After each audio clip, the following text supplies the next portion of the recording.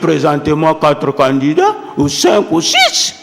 Donc, cet article-là ne vaut rien.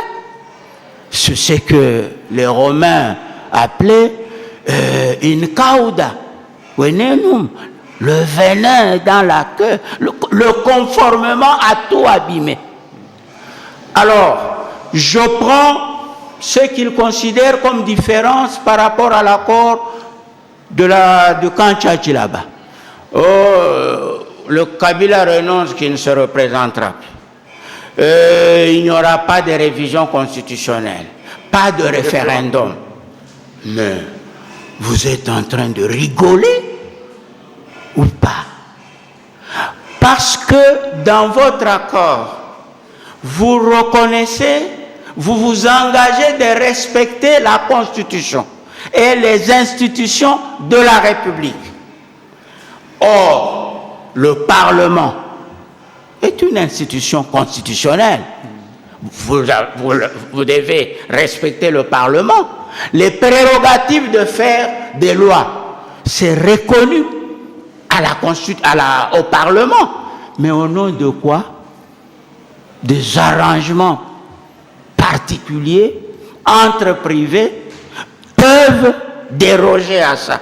Enlever au Parlement ses prérogatives constitutionnelles. C'est un accord politique qui a été négocié suite à une crise politique. Malheureusement, cet accord-là n'est pas le premier dans notre pays. Nous en avons eu d'autres. Comment avons-nous procédé? Je pars de la conférence nationale souveraine. Les forces de changement avaient négocié avec la mouvance présidentielle en scellé. Il y a eu un accord politique comme celui-ci. Mais cet accord politique a été fondu en une constitution de la transition. Cette constitution avait mis par terre toutes les institutions et c'est à l'issue, conformément aux dispositions de cette constitution de la transition qu'on a appelé accord acte constitutionnel portant dispositions relatives à la période de la transition. C'est conformément à ça que Étienne Tshisekedi a été élu Premier ministre. Parce que cet accord vous disait qui devait être Premier ministre, quelles conditions, ainsi de suite. Nous sommes allés à Sun City. Il y a eu un accord global et inclusif. Mais cet accord a été fondu en une Constitution de la transition d'avril 2003 que le président Kabila a promulguée. Et cette constitution a mis par terre toutes les institutions.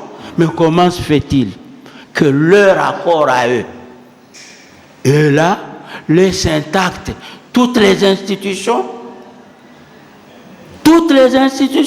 et tous les animateurs, mais ils prétendent déroger à la Constitution. Rappelez-vous, le président du Sénat, quand il y allait, il avait rappelé que le dialogue n'était pas une assemblée constituante. L'honorable Lokondo, Thomas Lokondo, avait parlé de l'assassinat de la Constitution. Personne n'avait voulu entendre. Donc, de deux choses l'une.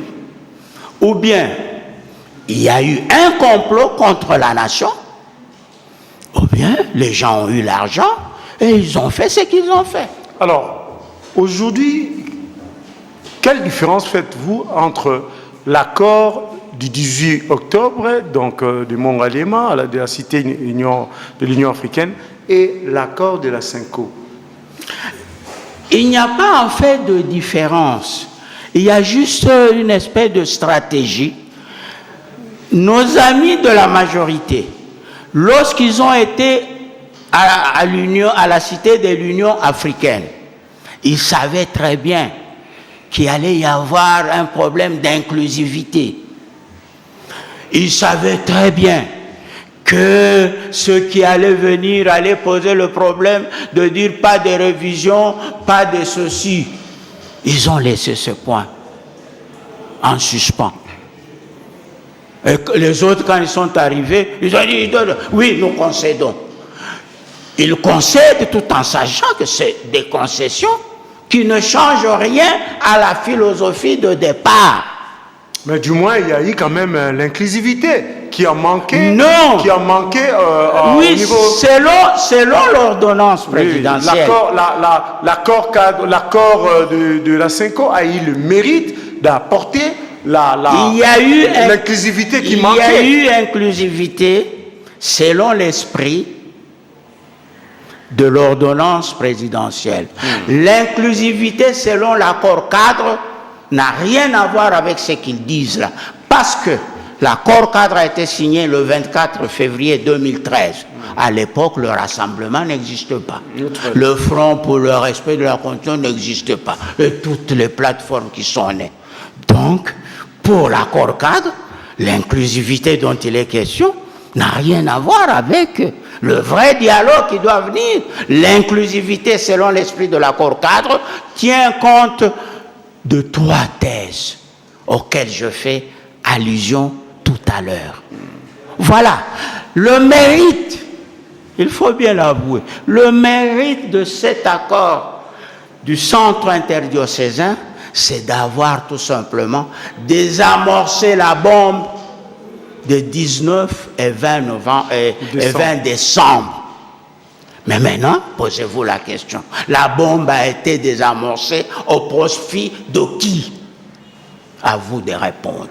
Mais il n'y a pas eu sortie de crise. La crise a été reportée et nous en sommes là. Maintenant, Monseigneur Fridolin parlait ce matin, au Kassai ça ne va pas, à l'Est ça ne va pas.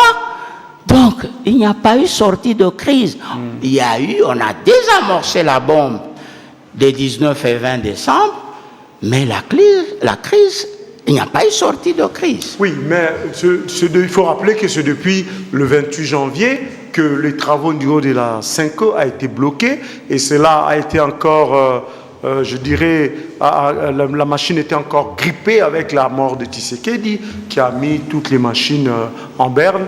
Mais depuis hier, le 16 mars, il y a eu quand même reprise des activités, reprise de travaux du niveau de la CENCO. N'est-ce pas qu'aujourd'hui, tel que l'opinion le conçoit, avec le respect ou la mise en œuvre de cet accord, au travers surtout des accords particuliers, l'on peut espérer à une sortie véritable de crise? Bon, il y a eu effectivement reprise hier. Mais je viens de vous dire que moi j'ai suivi ce matin Monseigneur Fridolin qui se plaint, en tout cas à l'entendre pas. Monseigneur Fridolin, c'est un individu, c'est un prêtre. C'est un individu, c'est le vice-président de la CENCO. Absolument, mais il ne représente pas tout ces honorables personnalités à ces dialogues-là. Eh bien, c'est le vice-président de la CENCO, il participe activement, il n'a pas été optimiste, il a plutôt déploré que la classe politique soit cantonnée seulement. Aujourd'hui, ce n'est plus la résolution de la crise qui intéresse les gens, mais ce sont les postes. C'est pour dire que les situations de débat comme pas de Pierre Lumbi, pas de ceci, Olenganko d'un côté, Félix Tshisekedi de l'autre, ça ne résout rien. Le problème ne se pose pas en termes d'individus. Le problème se pose en termes de schéma. Le schéma dans lequel ils se sont engouffrés, c'est-à-dire un schéma élaboré, échafaudé, selon la logique, la philosophie de l'ordonnance présidentielle du 28 novembre 2015, ce schéma constitue une prison pour eux. Et qu'en laissant intactes toutes les institutions et la Constitution telle qu'elle est, en évitant l'accord cadre d'Addis Abeba qui pouvait les sauver, eh bien, chaque fois qu'ils soulèveront une question, le président Kabila leur opposera la Constitution. Je vous donne un exemple. Moïse Katumbi. Dans leur préambule, ils disent on doit respecter l'indépendance du pouvoir judiciaire. Moïse Katumbi, condamné. Je crois que le jugement a été coulé en force des choses jugées. Il n'y a plus de recours. On dit la CENCO va s'en occuper. Donc la CENCO va violer la Constitution. La CENCO va demander au président Kabila de se passer de l'indépendance du pouvoir judiciaire. Non, ça veut dire que ça c'est le classement sans suite pour en fait adopter le langage judiciaire. Très bien. Avant de vous permettre de proposer vos pistes de solutions pour la sortie des crises, je voulais quand même vous citer quelques pistes de solutions de certains politiques. Je commence par Chéribin Okenge, que nous avons réussi, tout dernièrement. Lui, il parle de la rupture. Rupture avec l'accord de la Saint-Sylvestre. Pour lui, il faut regarder ailleurs, repenser la situation autrement. Martin Fayoulou, lors de la communication de la dynamique, lui, dit qu'il n'y a pas une autre source de légitimité actuellement en RDC à part l'accord de la Saint-Sylvestre.